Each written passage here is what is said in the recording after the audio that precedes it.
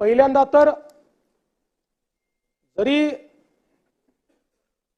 त्या सगळ्या प्रकरणातले ते आरोपी असले तरी देखील गरीब समाजाचे आहेत, वडार समाजाचे आहेत, मागासवर्गीय आहेत आणि म्हणून पैशांनी काही कोणाचा जीव परत येत नाही। तथापि त्यांच्या कुटुंबाला 10 लाख रुपयाची मदत ही राज्य सरकारच्या वतीने केली जाईल। आणि ज्या शंका उपस्थित झाल्या, शेवटी शंका जर उपस्थित झाल्या असतील तर त्याचं निरसन झालं पाहिजे, केवळ एकतर्फी होऊन चालणार नाही। आणि म्हणून या सगळ्या प्रकरणाची न्यायालयीन चौकशी ही केली जाईल।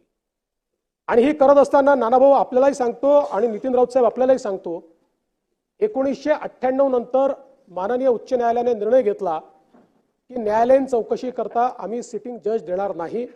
आपण त्यांना पत्र पाठवतो, ते रिटायर्ड जजची नावं पाठवतात, त्याच्यावरच आपण न्यायालयीन चौकशी करतो।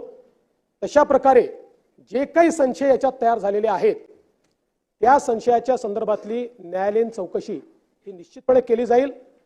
माझी या माध्यमातून सगळ्यांना अपील आहे की काही लोकांना असं वाटतं की या राज्यामध्ये कायदा सुव्यवस्था राहू नये।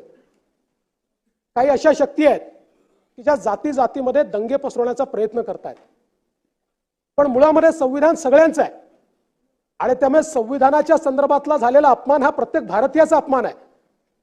याला कुठल्या जाती धर्माशी जोडून आपण जर त्यात भेद निर्माण करू लागलो तर मला असं वाटतं की मग आपल्यापैकी कोणीही भारतरत्न डॉक्टर बाबासाहेब आंबेडकरांच्या नाव घेण्याची लायकी ठेवणार असणार नाही।